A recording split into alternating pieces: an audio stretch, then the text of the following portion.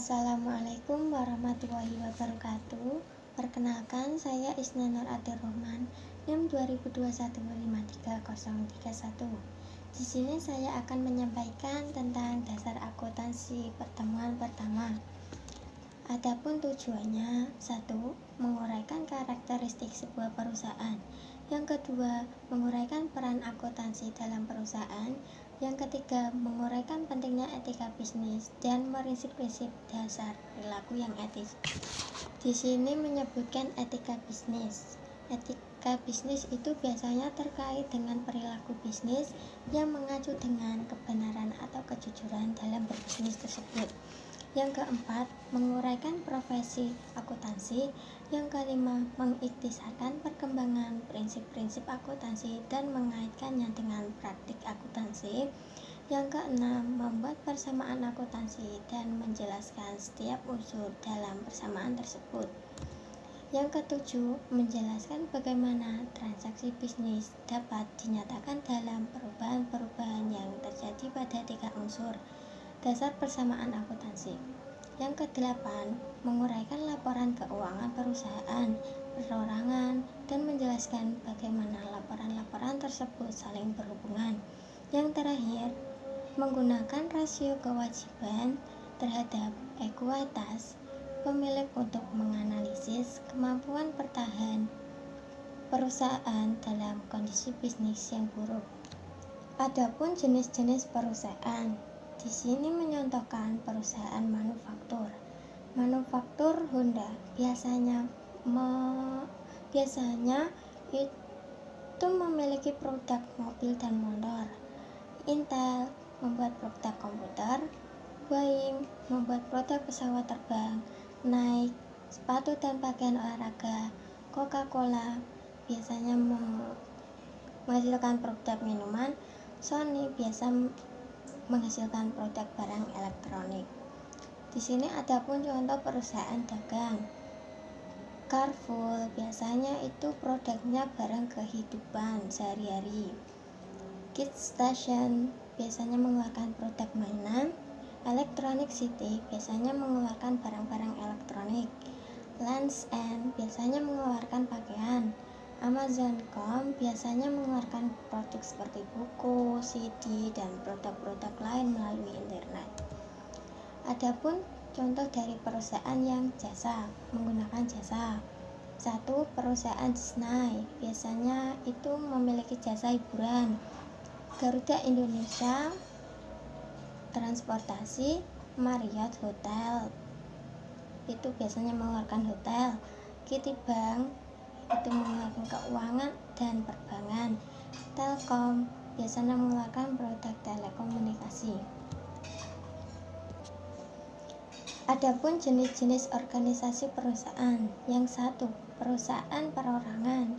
Yang kedua, persekutuan. Yang ketiga, korporasi atau perseorangan terbatas, bisa disebut dengan PT. Di sini menjelaskan perusahaan perorangan yang diartikan dimiliki oleh perorangan. Di sini memiliki contoh toko Ani. Toko Ani itu jadinya 1 orang, tidak lebih ya, jadinya perusahaan perseorangan yang dikelola hanya 1 orang.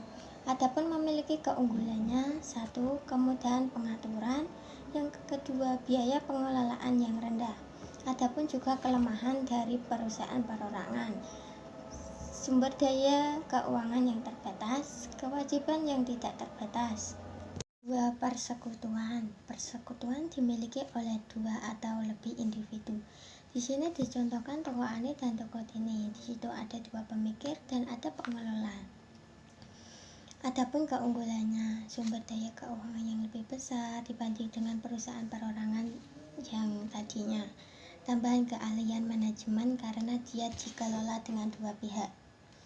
Kelemahannya: kewajiban yang tidak terbatas. Itu tadi kelemahannya sama dengan perusahaan perorangan ya.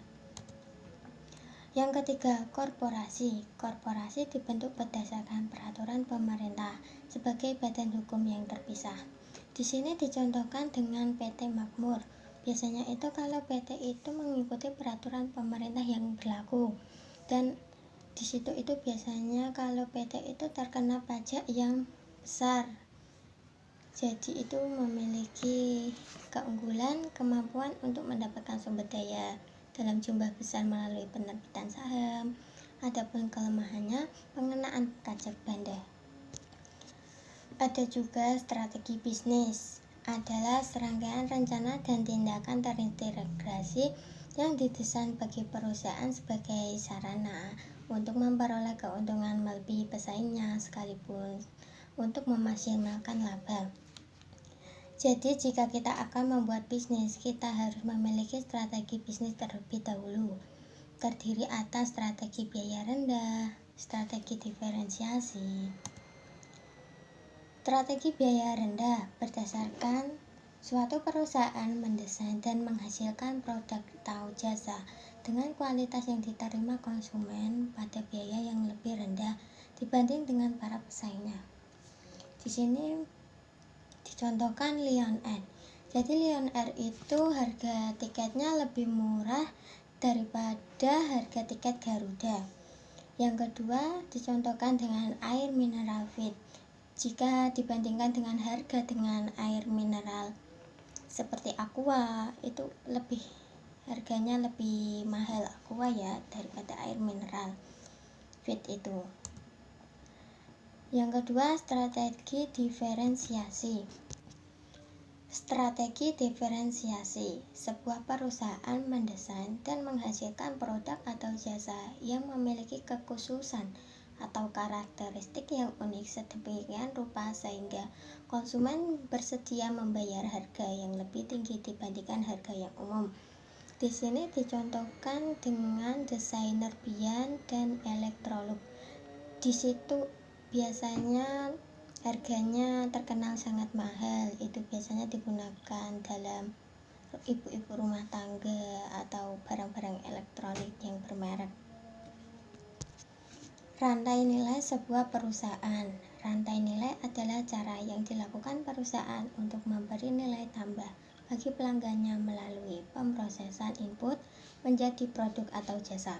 Di sini ada rantai nilai perusahaan, biasanya itu input, proses bisnis, produk atau jasa. Disitulah akan perusahaan mengeluarkan sebuah outputnya, nilai pelanggan.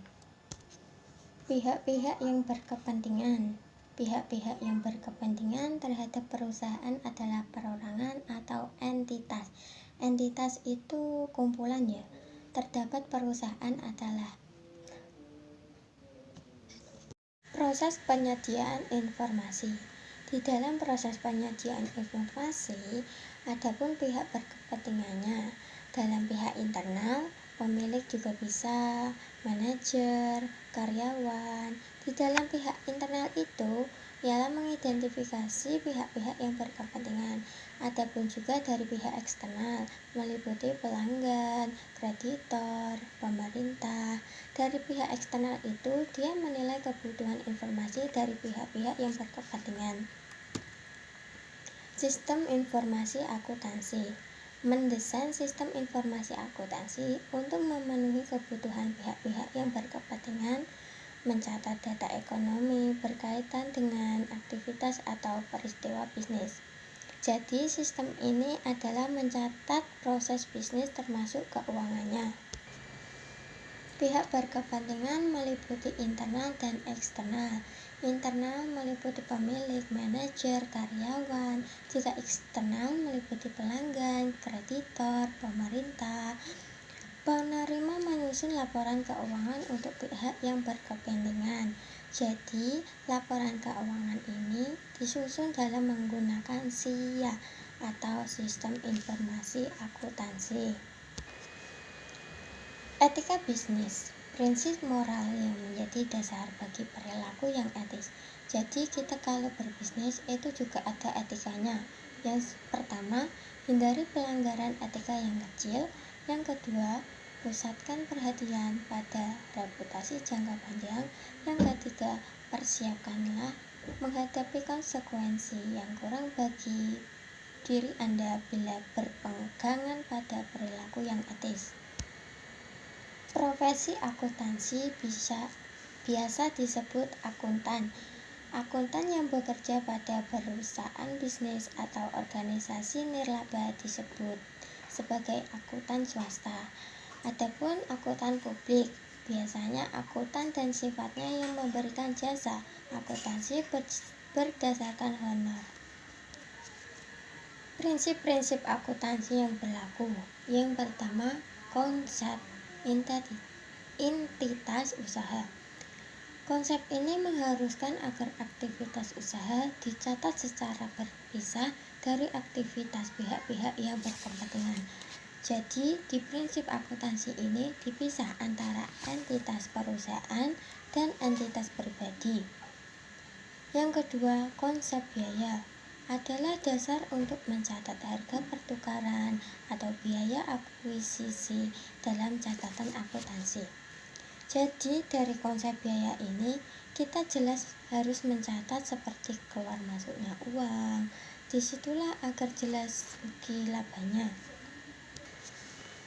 Konsep objektivitas. Konsep ini mengharuskan agar catatan dan laporan akuntansi didasarkan pada bukti yang objektif. Objektif itu berdasarkan data. Itu harus jelas ya. Yang keempat, konsep unit pengukuran. Konsep ini mengharuskan data ekonomi dicatat dalam suatu mata uang.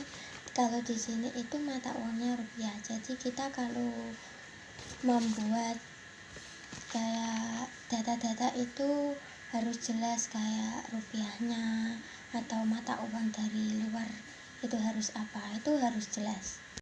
Terima kasih. Jika ada tutur kata yang tidak berkenan atau salah kata, mohon dimaafkan dengan sebesar-besarnya. Saya akhiri. Wassalamualaikum.